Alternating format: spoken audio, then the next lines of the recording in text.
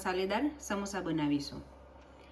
આ સમોસા ગ્રીન ચટણી સાથે અને ખજૂર આમલીની ચટણી સાથે ખાઈ શકીએ છીએ।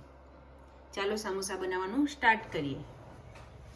મેં 3-4 બટાકા લીધા છે, એને વોશ કરી લીધા છે અને આ રીતે કટ કરી લીધા છે। હવે તેને હું થોડા પાણીમાં બાફી લઈશ અને એની અંદર હું થોડું અડધી ચમચી જેવું સોલ્ટ નાખીશ।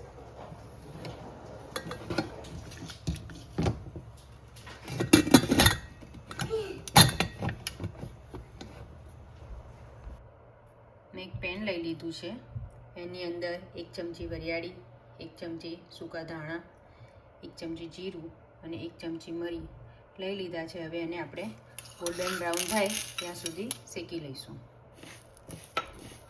તમે જોઈ શકો છો આ મસાલો ગોલ્ડન બ્રાઉન થઈ ગયો છે, એને આપણે કચરો ક્રશ કરી લઈશું। મેં એક પેન લઈ લીધું છે, એની અંદર મેં 4 ચમચી જેવું ઓઇલ લીધું છે। હવે એને આપણે ગરમ થવા દઈશું। ઓઇલ ગરમ થઈ ગયું છે, એની અંદર મેં 2 લીલા મરચાં જેને મેં કટ કરી લીધા છે અને 1 ઇંચ જેટલો આદુનો ટુકડો લીધો છે, જેને મેં આ રીતે કટ કરી લીધો છે। થોડી વાર આને શેકાવા દઈશું। આદુ મરચાં સાતળાઈ ગયા છે। હવે આ મસાલો આપણે થોડી વાર શેકીશું। આ તે મસાલો છે જે આપણે ક્રશ કર્યો હતો એ। એને આ રીતે થોડી વાર શેકાવા દઈશું।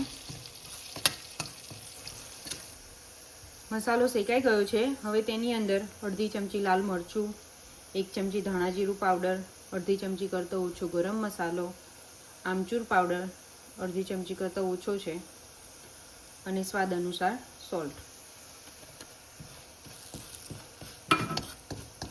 હવે ગેસની ફ્લેમ બંધ કરી દઈશું અને આ બટાકા આપણે જે મેં હાથથી મેશ કરી લીધા છે એ નાખીશું।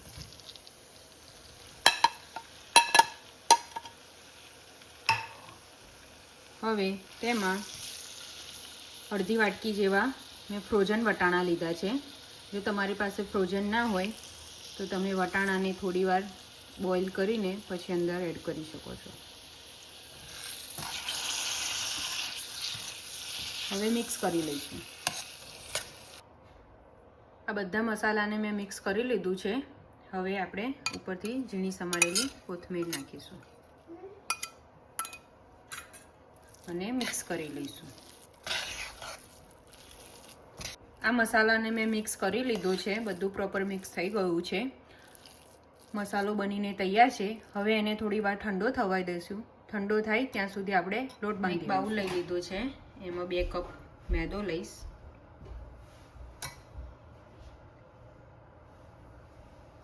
તેમાં સ્વાદ અનુસાર સોલ્ટ, અડધી ચમચી જેવો અજમો છે, તેને હું હાથથી આ રીતે ક્રશ કરીને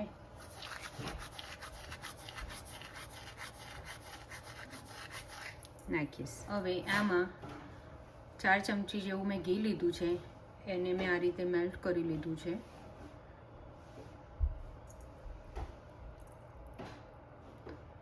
લોટને હું મોણ કરી લઈશ।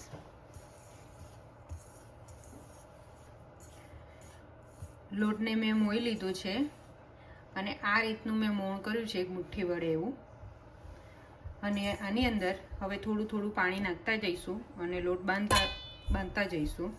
અને આ લોટને થોડો હાર્ડ બાંધવાનો છે, ભાખરી જેટલો હાર્ડ પણ નહીં અને રોટલી જેટલો ઢીલો પણ નહીં, એ રીતનો લોટ બાંધીશું। એકસાથે પાણી નહીં નાખીએ, થોડું થોડું એડ કરીશું। તમે જોઈ શકો છો આ રીતનો મેં લોટ બાંધી લીધો છે। હવે આને થોડી વાર રેસ્ટ આપીશું, 10 મિનિટ જેવું। 10 મિનિટ થઈ ગઈ છે। હવે આપણે આના લુવા બનાવી લઈશું। આ રીતે મેં લુવા કરી લીધા છે એક સરખા। હવે એને થોડી વાર ઢાંકી દઈશું અને વણવાનું સ્ટાર્ટ કરીશું। લોટ સુકાઈ ના જાય તેનું ધ્યાન રાખીશું। મેં એક લુવો લઈ લીધો છે, હવે એને આપણે ઓવલ શેપમાં વણી લઈશું।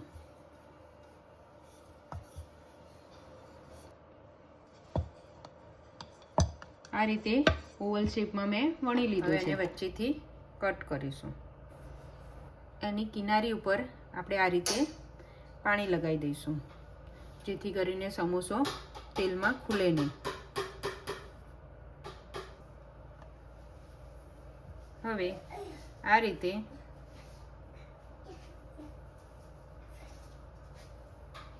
એને ફિટ દબાવી લઈશું, જેથી કરીને ખુલે નહીં.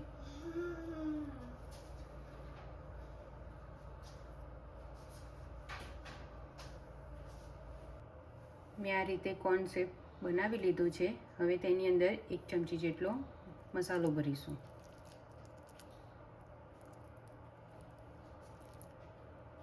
આ રીતે મસાલો ભરી દીધો છે.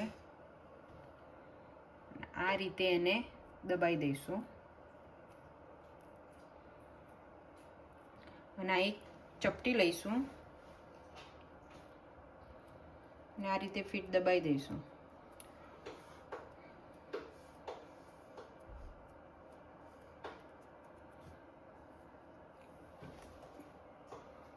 તમે જોઈ શકો છો સમોસો રેડી છે.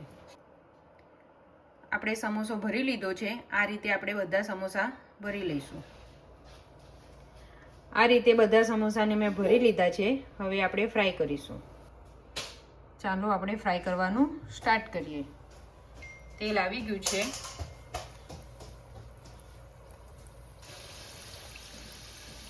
આ રીતે આપણે મીડિયમ ગેસમાં ફ્રાય કરીશું.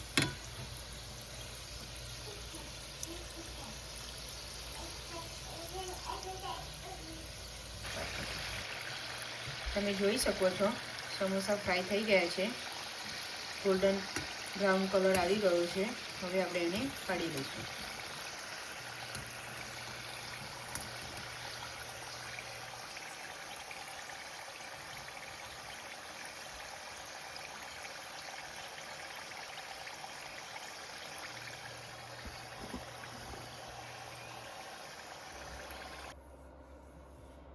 સમોસા બનીને તૈયાર છે. આ સમોસા ગ્રીન ચટણી, ખજૂર આમલીની ચટણી સાથે ખાઈ શકાય છે. ખજૂર આમલીની ચટણી અને ગ્રીન ચટણીની રેસીપી ડિસ્ક્રિપ્શનમાં હું લિંક મૂકી દઈશ. Thank you.